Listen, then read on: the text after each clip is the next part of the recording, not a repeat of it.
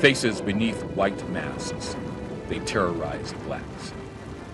They were the spirits of the Confederate dead returning to strike terror and seek revenge on those who had brought such sorrow and pain on the South. They were the men of a secret white society formed at Pulaski, Tennessee in December 1865. It was the Ku Klux Klan. Its purpose was to oppose the Northern efforts of Reconstruction.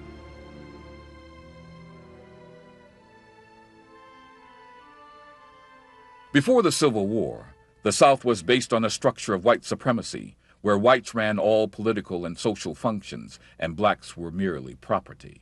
Now, with the Civil War ended, the nation's 4 million blacks were free. By an act of Congress, they had become, in principle, equal citizens, with all the civil and political rights accorded to the whites. Out of this equality would arise a new social and political order, the Reconstructed South. But when Lincoln was assassinated, this vision of a new South died with him. Instead, the old South political social structure would remold itself in new institutions which reflected the true Southern attitude towards blacks. An attitude of revengeful hate. A white Southerner said, "Now that you've got them ruined, take the cursed scoundrels out of the country. Damn their black souls. They're the things that cause the best blood of our sons to flow." On the other hand, Reconstruction allowed Southern whites to return home, regain their property, and for all but the most radical Confederates, receive amnesty and run for political office.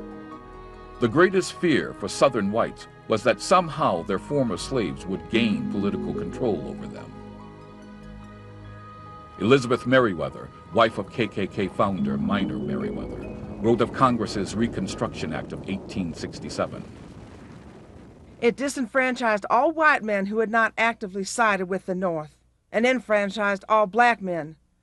The white men of the South, men of brains and property, the men with a long line of cultured, civilized ancestry, were forbidden either to vote or hold public office.